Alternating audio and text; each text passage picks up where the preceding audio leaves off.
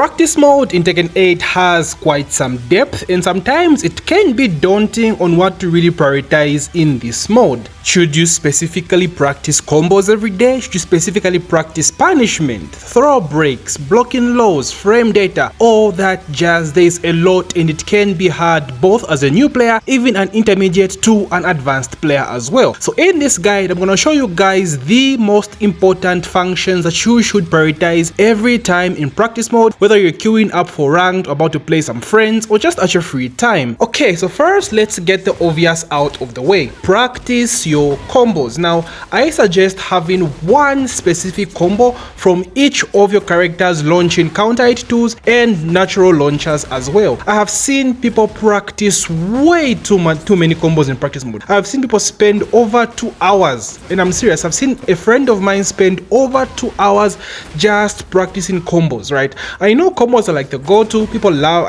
I love practicing combos as well, right? The hard stuff, but there's really no need. There's really no need, honestly. So now, if you have your combos down for like each and every one of your launchers, I suggest at least practicing each and every one of them before loading up ranked or before going into matches online. You just need to prepare, like put your mindset to it, because drops do happen if you don't warm up, right? And warming up, doing combos also counts as warming up as well. But the mistake people make is doing random ass combos while practicing. That is horrible. It's very, very bad, because sometimes your brain will freeze and just randomly find yourself dropping combos, right? Because you've been doing random ass combos, just messes up everything. Just focus on the combos that you do for each and every one of your launchers. And as a beginner, I suggest sticking to the sample combos given to you by the game. You don't need more as of now, right? Because at the end of the day, combos are what do the most damage in this game if you're trying to kill your opponent. And dropping combos, oh man, you can't be dropping combos, guys. It's equivalent of missing gunshots in games like Call of Duty,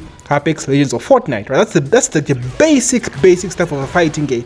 You have to have your combos down. So please spend some time in practice mode.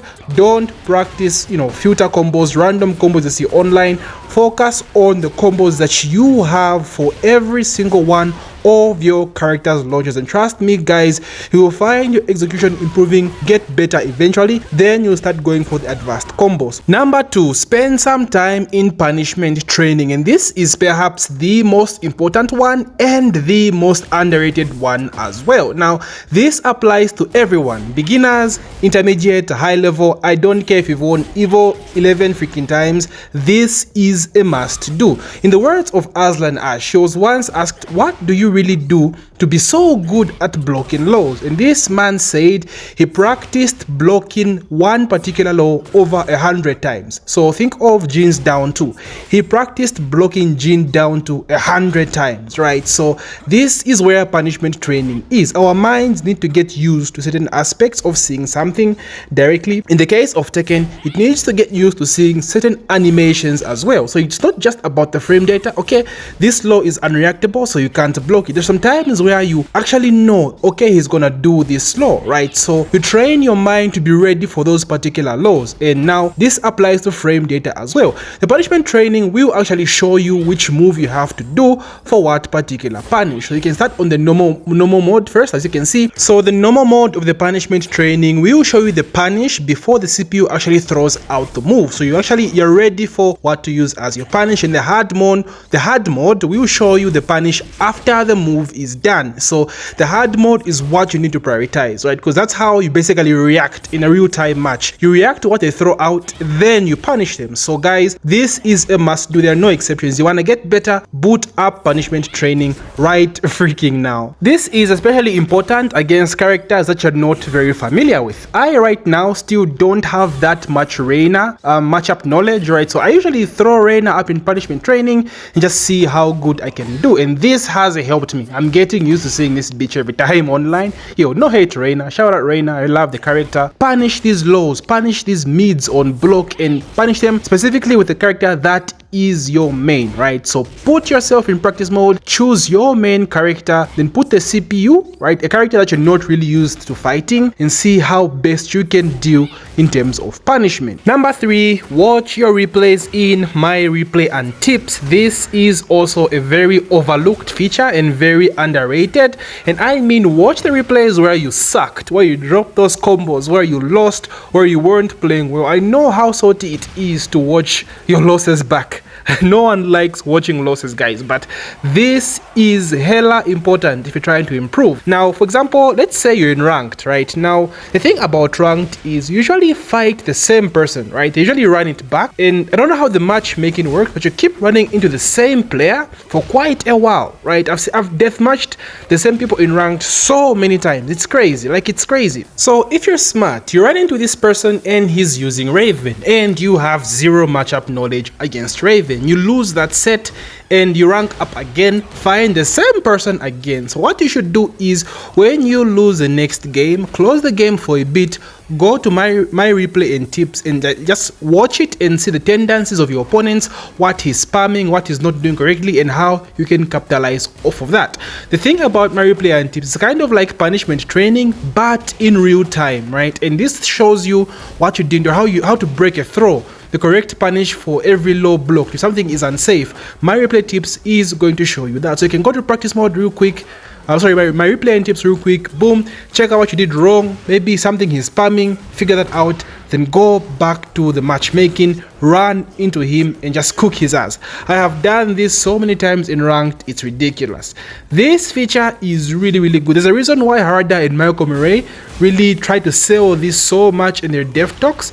It is so good. Look at this, showing me I didn't break the throw. It's showing me the correct throw for the break, right? So, and I guess for beginners, it's so good, man. It's so good. So please spend some quality time in My Replay and Tips. This one is another obvious one, but it's also overlooked because, you know, it's just like a feature, right? So guys, please, again, I can't stress it enough, these things are important. 15 minutes, watch one replay before you go into ranked. Watch one replay, see what you did wrong, learn from that, and move on and apply it in your next match. Number 4, in the words of Brad Pitt in Days Gone, movement is survival, movement is life. If you don't sidestep in Tekken, if you don't move in Tekken, you're gonna lose, period. Just period. So this is perhaps the most advanced tip I can give even to beginners, is practice your sidestep movement. Every character in this game, or at least 80% of the cast, has a weak side, right? So for example, Laz here is weak to sidestep right. Every single low that Laz has is very weak to sidestep right. So try to practice every character in the game, or at least the characters that are most popular in ranked, or most common, or the characters are having difficulties with. Try to find a weak sidestep, a weak side to their most important key moves, right? For example, like Feng Wei, down back 3 is his key move, and it's weak to sidestep right. Back 3, Feng Wei is one of his key moves as well. The plus frame Hu-Wei, it's weak to sidestep left. So these things are very, very important. Mishimas are weak to sidestep right or sidestep left, depending on whether they do a hell sweep or an electric. Yeah, it's high level stuff and you have to know these things, right? Now, quite alright, if you're a beginner, guys, don't worry about this. It comes with experience, it comes with time. Just take your time and you'll figure it out immediately. Advanced, intermediate players, yeah, get your ass in the lab and start moving. And finally, at number 5, something more obvious again, is practice your throw breaks. Throws in this game are ridiculously strong, and once an opponent figures out that you can't break throws, you are gonna have the shittiest time in Tekken that you've ever had, bro. You have to run some throw break drills every time you're going into ranked, or if you're just warming up. I hate to break it to you, but you won't just start magically breaking throws in Tekken. This is something you need to put time in. You need to invest yourself in the mechanic of throw break. So what you should do is get a character that has a throw for each and every one of his arms. Like Dragunov here has a 1 throw break, a 2 throw break, and a 1+2 throw break. So Hwoarang is another character, and Paul Phoenix as well. And it's important to pick all these random characters every time you do this, and don't just focus on one character, because like I said, our brain needs to get used to these animations as well. So depending on the character, it can actually affect your throw break. Trust me, I get thrown by harangues like crazy, but if I get a Dragonov or a King, my throw game is a little bit better. So mix and match the characters. So set these options on random in practice mode. 3 options like I told you guys, and just see how you can do. Like rate yourself out of 5. How good is your throw break game when you're doing this like mini game? It's fun actually, but it can get frustrating if you're not breaking everything. But that's the whole aspect of it. That's what we have to go through. That's what we have to go through to get better at this damn game. And my other point is switch sides as well, because left and right, when switched, becomes right and left. You can get your mind messed up. We are so used to playing on, you know, one side, like P1 for example. I love P1 for example, that when we switch sides, our brain just shuts the fuck down, bro. That needs to be practiced as well. Switch sides and break throws on the other side as well. With that said, it will take a while for you to get good at throws. I'm still not the greatest when it comes to throw breaks, but it's good to do these drills. You get better eventually. Like I said, with everything, practice makes better. So there you have it, guys. Just 5 quickfire essential tips that you must utilize on what to prioritize in practice mode. I will make a complete beginner guide on practice mode and the longer version of this. This was just like to get you guys going before ranked. Boot up practice mode and focus on these 5 specific things, and eventually you will rank up and you will get better, most importantly. So if you enjoyed this video, please drop a like and a sub. It helps me out with the algorithm. It's so hard being a small YouTuber, guys. Help your boy out, and if so, check out my other content. More guides coming, so stay tuned. And yeah, may the frame data be ever in your favor. GG.